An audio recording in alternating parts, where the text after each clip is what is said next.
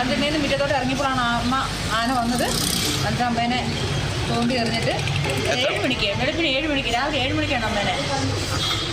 അത് കഴിഞ്ഞ് അമ്മേനെ അവരുടെ ഇങ്ങനെ വെച്ചിട്ടേക്ക് എടുത്തിട്ടുണ്ട്. തൊഴുത്തിൻ്റെ അങ്ങോട്ടാണ് എറിഞ്ഞത്.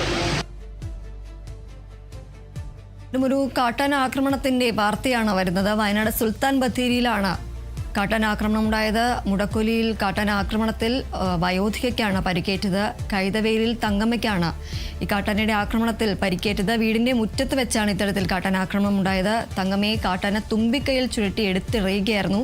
ഈ വീഴ്ചയിൽ കാലിന് ഗുരുതരമായി പരിക്കേറ്റ തങ്കമ്മയെ ബത്തേരിയിലെ സ്വകാര്യ ആശുപത്രിയിൽ പ്രവേശിപ്പിച്ചിരിക്കുകയാണ്. പ്രദേശത്ത് വന്യമൃഗശല്യം രൂക്ഷമാണെന്നാണ് നാട്ടുകാർ പറയുന്നത്.